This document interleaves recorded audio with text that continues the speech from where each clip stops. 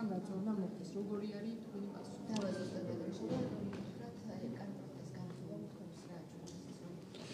უპირველეს ყოვლისა მე მინდა მადლობა გადავხადო ჩვენს პოლიციას, რომელსაც ამ დღეების განმავლობაში გამოაჩინა უმაღლესი პროფესიონალიზმი, რომელსაც უზრუნველყო ერთის მხრივ გამოხატვის თავისუფლების დაცვა და აქციაზე მყოფი მოქალაქეების უსაფრთხოება და ასევე უზრუნველყო, როდესაც ჩვენ ხედავდით რადიკალურ ჯგუფებს, რომლებიც ცდილობდნენ როგორც პოლიციის პროვოცირებას, ისე სხვადასხვა ძალადობრივ ქმედებებს, აქაც პროპორციული რეაგირება იყო და საზოგადოებამ ეს ძალიან კარგად დაინახა. სწორედ ამიტომაც არის, რომ პოლიცია არის ერთ-ერთი წამყვანი დობის მხრივ საქართველოს საზოგადოებისგან. აქედან გამომდინარე, ყველას მოუწოდებს მომავალშიც, რომ პოლიციასთან ითანამშრომლოს და იქნება ყველაფერი უზრუნველყოფილი. კიდევ ერთხელ დიდი მადლობა მინდა გადავხადო ჩვენს პოლიციელებს. რაც შეეხება კანონპროექტს, მე მგონი ამ დღეებმა დაგვანახა კიდევ ერთხელ საჭიროება ამ კანონისა. ამ აქციებმა თვითონ დაგვანახა ორგანიზატორებმა ამ აქციების ორგანიზატორების გაუმჭვირვალობამ.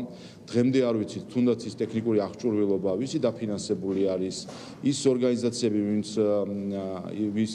ის NGO-ები, რომლებიც ამბობდნენ, რომ იყვნენ ორგანიზატორები ამ აქციის, ვისგან არიან დაფინანსებული. ჩვენ ვნახეთ გუშინ საბოლოო ჯამში, ვინც არიან სინამდვილეში ამ აქციის ორგანიზატორები, ეს ნაციონალური მოძრაობა. ისინი იდგნენ ბოლოს ტრიბუნასთან და ისინი არიან საერთო ჯამში, ვინც არის სულის ჩამდგმელი ამ ზოგადად ამ პროპაგანდისა, ამ კანონის წინააღმდეგ. შესაბამისად, ყველაფერი კიდევ ერთხელ გახდა ნათელი, რომ NGO სექტორის ეს ნაწილი ფაქტობრივად გახდა ნაციონალური მოძრაობის ნაწილი. აქ უკვე ზღვარის წაშლაზე კი არ არის საუბარი, უბრალოდ გახდნენ ნაციონალური მოძრაობის ნაწილი. მათ შორის გუშინ ჩვენ ვნახეთ, რომ NGO-ების მხრიდან იყო ულტიმატუმი წარმოდგენილი პარლამენტის მიმართ, 1 საათიანი ვადაც კი დაგვითხა ერთ-ერთი NGO-ს ხელმძღვანელმა, რომელიც დანიის და ნიდერლანდების საელჩოდან ფინანსდება. ამიტომ მე მგონი ამ საელჩოებმაც უნდა დააფიქსირონ თავის პოზიცია.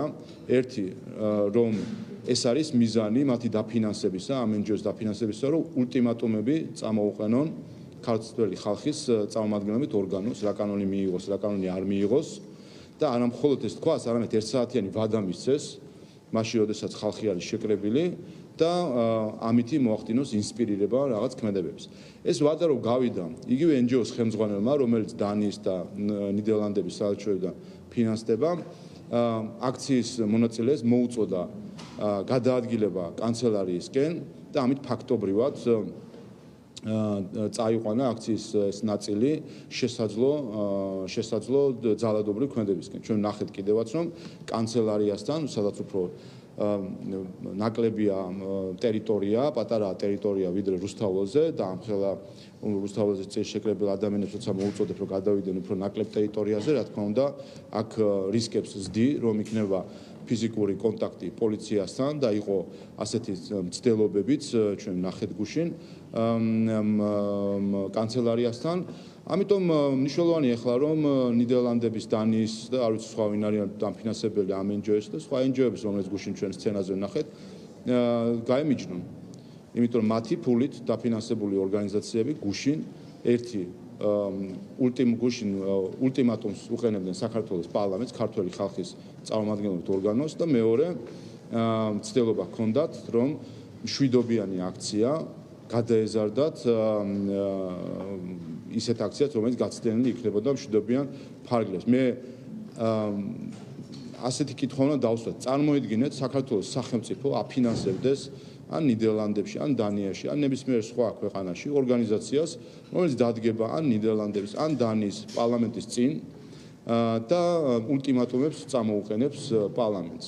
და ამ ულტიმატუმების არ შესრულების შემდეგ წავა ფაქტობრივად განზრახ შესაძლო ძალადობაზე. ასე რომ აი ეს არის ზუსტად, რაზე ჩვენ ვსაუბრობთ. აი ზუსტად აჩვენებს თუ რამდენად საჭირო არის, რომ ვიცოდეთ ზუსტად ვინ დგას ასეთი ორგანიზაციების დაფინანსების სახით, იმიტომ რომ ეს ერთის ამას აქვს ორი ეფექტი. ერთი რომ საზოგადოებას ეცოდინება ამ დროს კონკრეტულად ორგანიზაციებთან დაკავშირებით ვინ არიან, კონკრეტული ეს ამ ორგანიზაციის რამდენიმე დამფინანსებელი ვიცით, თუმცა იქ სხვა ორგანიზაციებიც იყვნენ, რომელსაც დამფინანსებლები არ ვიცით საერთოდ ვინ არის მათი დამფინანსებელი და ამიტომ საზოგადოებამ უნდა იცოდეს ეს ერთი და მეორე, როდესაც დონორს ეცოდინება, რომ მისი დაფინანსება არის გამჭვირვალე, ის რა თქმა უნდა მეტად პასუხისმგებლიანი იქნება ამ დროს, რომ რას აკეთებს მისი დაფინანსებით მოქმედი ადამიანი. ჩვენ როგორც ვიცით, დონორები მაგალითად, როდესაც ხდება გარკვეული თქვა კვლევების თუ პუბლიკაციების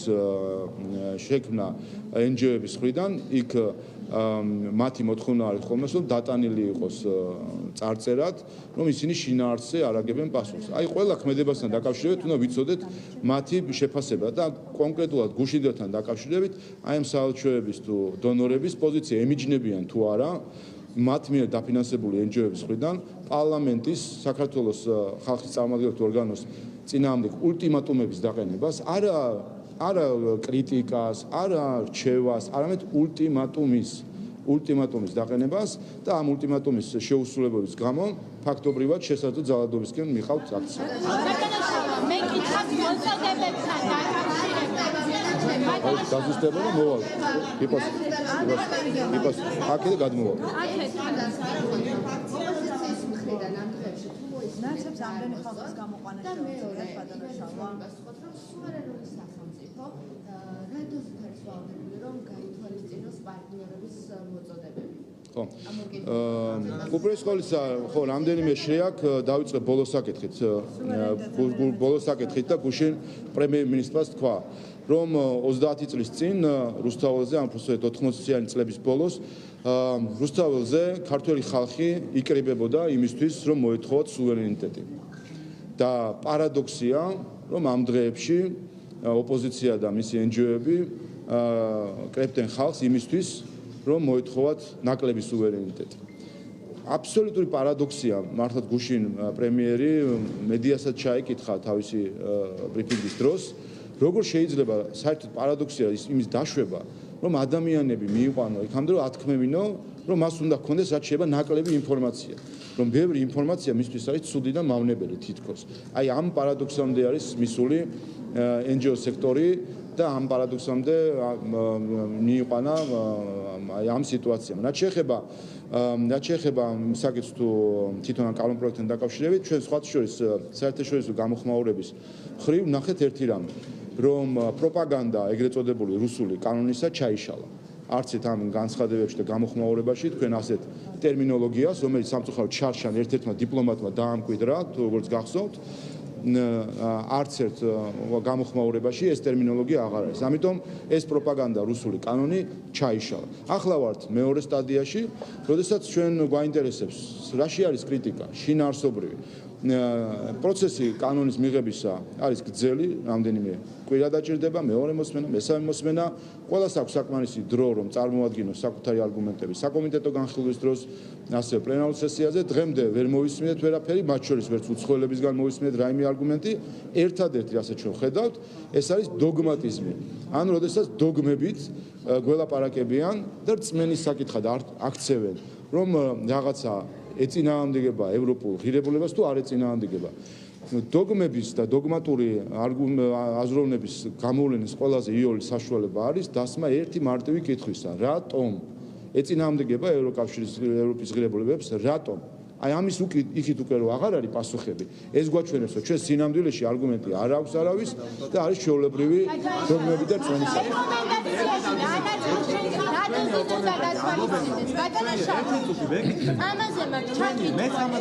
თქვენი ოპონენტები ამბობენ, რომ რატომ ასეთი რეესტრი შექმნა, რატომ მარგინალიზება ამ საზოგადოების და სამოქალაქო სექტორის შესულიყო ცვლილებების საგადასახადო კოდექსში დამატებული იყო მუხლი, რატომ ასე გამანებით? აი ეს არის ყველაზე დიდი манипуляция, რასაც ზუსტად ეს NGO სექტორიდან ამბობენ და თქვენც ამიტომაც გახსოვთ, საგადასახადო კოდექსი საერთოდ არაფერ შუაში არ არის გამჭვირვალობასთან. როდესაც ისინი საუბრობენ მათ შორის რომ თქვათ საშემოსავლო გადასახადს არ არის კავშირი ამას გამჭვირვალობასთან არ აქვს. ეს არის საბიუჯეტო, საფინანსო საკითხი, რომელიც დაცულია მათ შორის ყველა ქვეყანაში და საქართველოშიც საგადასახადო საიდუმლოებით და რომელზეც წვდომაც აქვს მხოლოდ რამდენიმე ასე ვთქვათ ინსტიტუციას თუ ადამიანს, რომელიც ვთქვათ საგადასახადო საკითხებში არის ჩართული ინსტიტუციებს, გამჭვირვალობა გულისხმობს არა საფინანსო ვალდებულებების გასტუმრებას, გამჭვირვალობა გულისხმობს საჯაროებას საზოგადოების მიმართ. საზოგადოებას საგადასახადო ინფორმაციაზე ცნობა არ აქვს და ვერც ექნება. ამიტომ ესეც манипуляციაა, რომ რაღაც საგადასახადო კოდექსში უნდა შეიცვალოს. ჩვენ საუბრობთ გამჭვირვალობის საკითხზე და ბოლო-ბოლო მართლა რაზეა საუბარი, რომ თან საერთო ჯამში ჩვენ რო უყურებთ, აი ეს ამ პროტესტის, ასე ვთქვათ, ბირთვი არის რამდენიმე ერთეული NGO, ხო, ნუ 10-20 NGO, რომელიც ამას სინამდვილეში რომელსაც ეს აწუხებს, იმიტომ რომ მათ აქვს სწორედ დასამალი ის ფინანსები და აი ამ 20 NGO-ს ყოველწლიურ დეკლარაციას გადააყოლონ რამეც ყველაფერი, ხო? არასერიოზულია უკვე ეს ჯელობა. ამიტომ კიდევ ერთხელ არგუმენტი წარმოადგინონ რა არის პრობლემა იმაში, რომ წელიწადში ერთხელ ისევე როგორც 5000 საჯარო მოხელი ავსებს დეკლარაციას, მაგალითად მეც ვავსებ ასე დეკლარაციას და არის საჯარო, რა არის პრობლემა, რომ ფინანსური დეკლარაციები შეავსონ ამ ორგანიზაციებმა და გახადონ საჯარო საზოგადოება. ხო ამბობენ რომ სიკეთისთვის აკეთებენ და აჩვენონ ეს სიკეთე, რატომ მალავენ და ახლა მალავენ ესე იგი არ არის სიკეთე.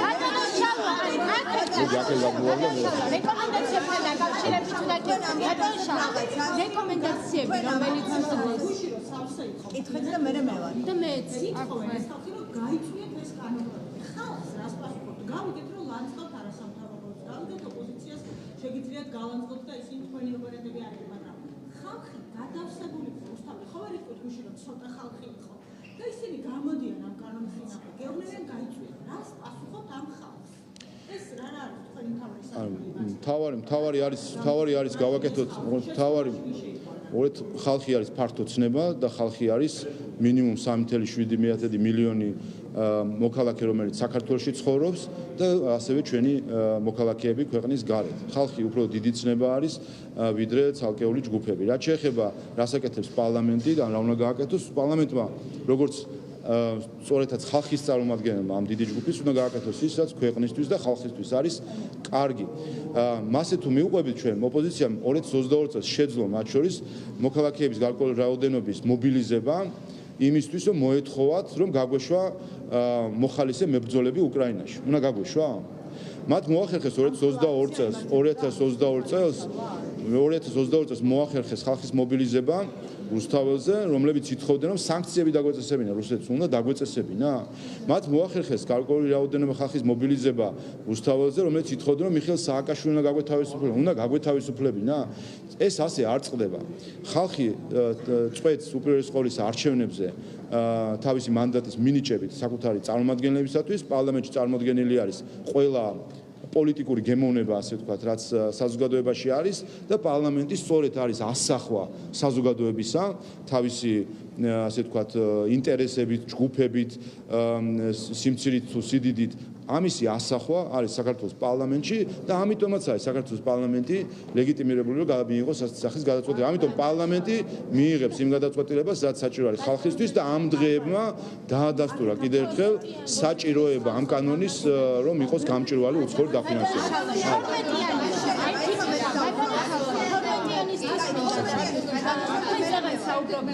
თორმეტიანი ბიურო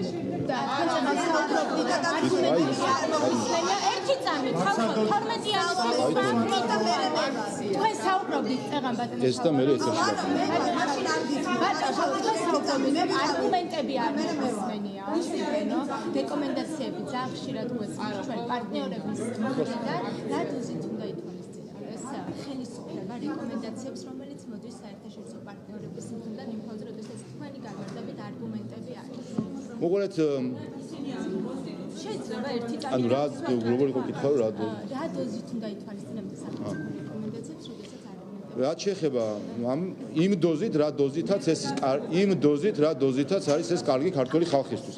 რაც არის ქართული ხალხისთვის კარგი, იმას გავითვალისწინებთ, რაც არ არის კარგი ქართული ხალხისთვის, ის არ გავითვალისწინებთ, იმას არ გავითვალისწინებთ. როგორც არ გავითვალისწინებთ დაჟინებული რეკომენდაცია, რომ მიხეილ სააკაშვილი გაგვეთავისუფლებინა, როგორც არ გავითვალისწინებთ დაჟინებული რეკომენდაცია, რომ სანქციები დაგვეწესებინა, როგორც არ გავითვალისწინებთ დაჟინებული რეკომენდაცია, რომ მებრძოლები გაგვეგზავნა უკრაინაში. არ გავითვალისწინებთ. ესერიც მოდიოდა უცხოელი პარტნიორებისგან და არ გავითვალისწინებთ, იმიტომ რომ ქართული ხალხის ინტერესების საწინააღმდეგო იყო. დღეს ალბათ ნახავთ თქვენ ისრაელის პრემიერ-მინისტრის განცხადებას, რომელიც ასევე მისი ერთ-ერთი ყველაზე დიდი მოკავშირე და მათ შორის მისი უსაფრთხოების ერთ-ერთი ყველაზე მთავარი გარანტორი არის ამერიკის შეერთებული შტატები. და მისი განცხადება დღეს ნახეთ, ხო, ჰქონდათ კონსულტაცია საკითხებთან დაკავშირებით, უსაფრთხოების საკითხებთან დაკავშირებით, მათ თქვა პირდაპირ, რომ ეს არის ჩვენი, რა თქმა უნდა, ჩვენი ყველაზე მნიშვნელოვანი პარტნიორი, მაგრამ ჩვენ მოქმედებთ ისრაელის ხალხის ინტერესებით. ასე არის ყველა ქვეყანა. ამას ვითხოვდით 88 წელს, მე არ ვიცი თქვენ რა ასაკის იყავით მაშინ. მე პატარა ვიყავი და მოვესწარი და მახსოვს და 88 წელს ნოემბერში აქციები რო იმართებოდა პარლამენტის მაშინ პარლამენტი არ იყო, მაგრამ ამ შენობის წინ იმ აქციებზე მე როგორც ბავშვი ნამყოფი ვარ და მახსოვს რას ითხოვდნენ, სუვერენიტეტს ითხოვდნენ და მართლაც პარადოქსია, რომ გავიდა 30 წელზე ცოტა მეტი და როგორ მოხდა, რომ ეხლა ითხოვენ, რომ ეხლა აჯერებენ საზოგადოების გარკვეულ ნაწილს, რომ სუვერენიტეტის დათმობა, მისი არ გაძლიერება არის თავარი, უნდა იყოს თავარი მიზანი. კიდევ ერთხელ, ქართველი ხალხის ინტერესია იყო. პარადოქსია, რომ ნაციონალურმა მოძრაობამ, რომელადაც მიიჩნევთ პარტიასაც და არასამთავრობო სექტორსაც და ასე შემდეგ, პარადოქსია, რომ ხალხს კრებდნენ, რომ მოეთხოვათ მათ ნაკლები სუვერენიტეტი. აი მე მინდა წაგიკითხოთ ერთი წინადადება და გამოიჩინოთ ვინ იტყოდა ამას. ისინი ვინც ეწინააღმდეგებიან კანონის მიღებას, აშკარად მოქმედებენ სხვა სახელმწიფოს ინტერესებით და არა საკუთარი ქვეყნის ინტერესებით. თქვენი აზრით ვინ იტყოდა, რომელი ქვეყნის წარმომადგენელი იტყოდა ამას? ამას ამბობს თქვენი რუსი კოლეგა დუმის თავმჯდომარე, რომელიც ამბობს, რომ დღეს შეერთებული შტატების გარდა უცხოური აგენტების შესახებ კანონმდებლობა ამა თუ იმ ფორმით, მაგრამ უფრო ლიბერალური არსებობს ვიდრე ამერიკული, მოქმედებს ასევე ბრიტანეთში, ისრაელში, ავსტრალიაში, სხვა ქვეყანაში და ამბობს, რომ ისინი ვინც ამას ეწინააღმდეგებიან საკუთარი ქვეყნის ინტერესებს. არის თუ არა ეს უხერხულობა მინიმუმ, რომ მხოლოდ რუსეთს მოსწონს თქვენი მიღებული კანონი? არა, იმიტომ ჩვენ კიდევ ერთხელ თუ კი პოზიცია არის ასეთი, რომ ჩვენთვის განსაზღვრელი არის ქართული ხალხის ნება, ეს ავტომატურად გულისხმობს, რომ სხვების მოსაზრება ამ შემთხვევაში გადამწყვეტი არ არის.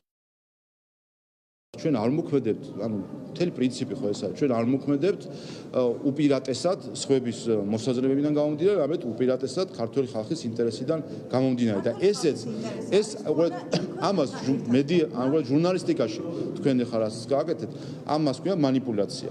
როდესაც მანიპულაცია, რომ ვიღაცამ თქვა რაღაცა, ამ თქვა რომ თეთრია, ვიღაცამ თქვა ასე რომ თეთრია, ა კარგია, ბ ცუდია, ამიტომ აც ცუდია, იმიტომ რომ მანაც თქვა რომ თეთრია. არა ხო, და ამ დროს ხო შესაძლოა, ამ დროს ხო შეიძლება რომ მართლა თეთრი იყოს. მოგეთ ხო მართლა, იმიტომ რომ არა მოკლედ აი ეს არის დოგმატიზმი, იმიტომ რომ რაღაცა თეთრია თუ შავია, უნდა გადაწყდეს არგუმენტით, ხო, რომ ფერი რაღაცას ნიშნავს, ამას და იმას და არა ის ვინ რა თქვა, ამან თქვა, იმან თქვა, ეს არის მთელი ეს ორი კვირა თუ რამდენი არის რაც განვიხილავთ ამ კანონ პროექტს, ხო? მთელი პრობლემა არის რომ ჩვენ გვაქვს დოგმებით საუბრით, რომ აი მან რომ თქვა, ამან რომ თქვა, მოსკოვმა რომ თქვა და ვაშინგტონმა რომ თქვა. აი ეს არის ეს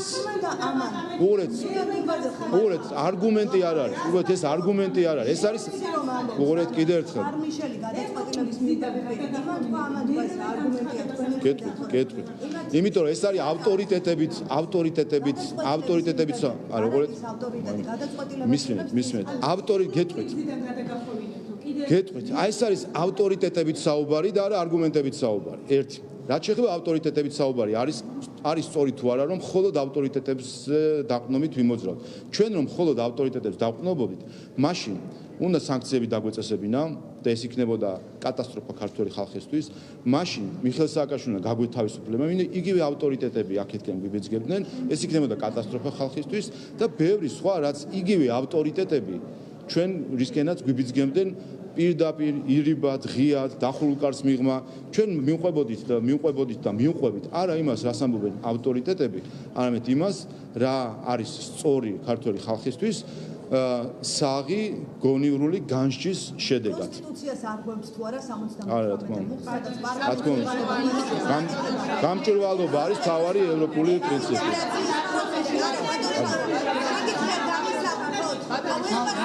აი ამ ვერ კითხავს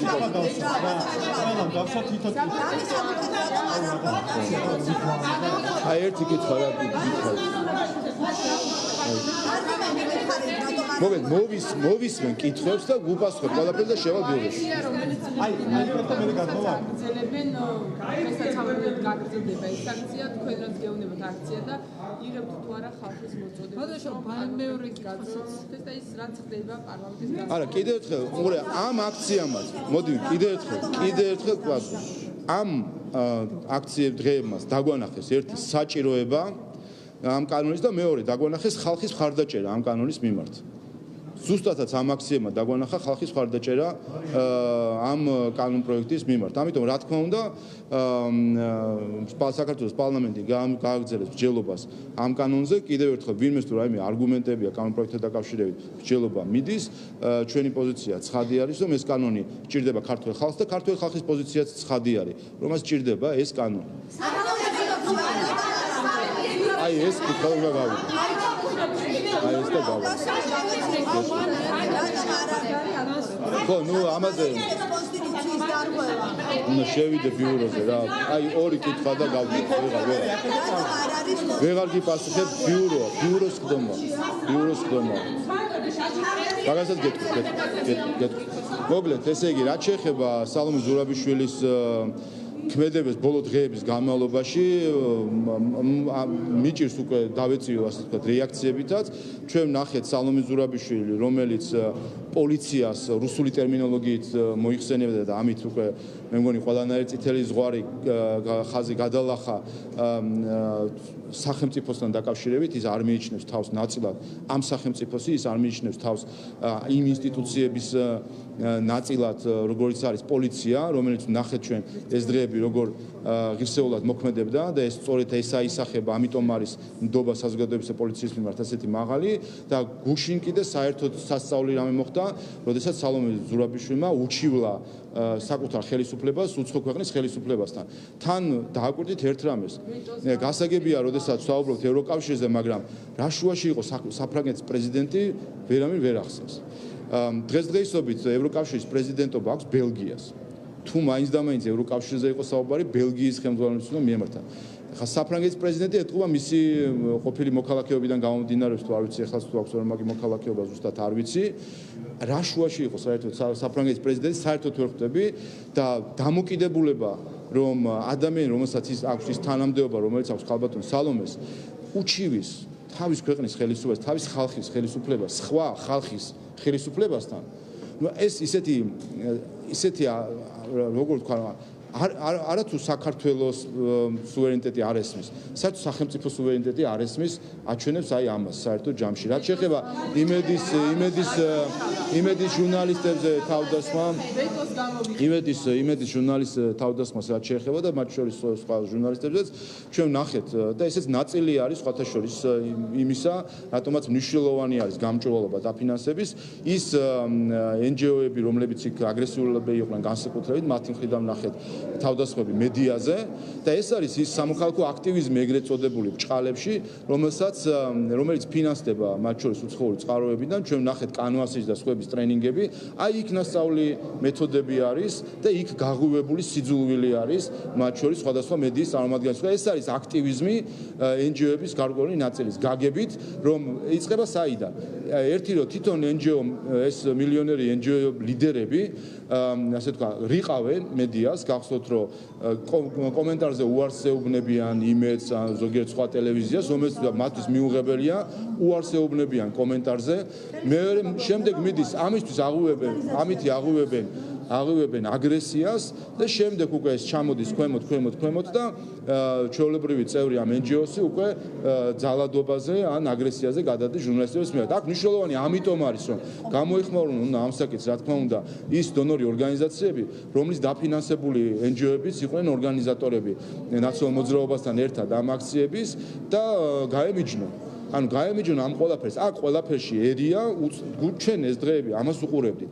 რა ცუდი გავლენა შეიძლება ქონდეს უცხოურ გავლენას შიდა პოლიტიკურ პროცესებზე, როდესაც დეზინფორმაცია, სიმართლის დამალვა, აგრესია და ასე შემდეგ ყველანაირი ეს მანკიერი მომენტები გამონდება.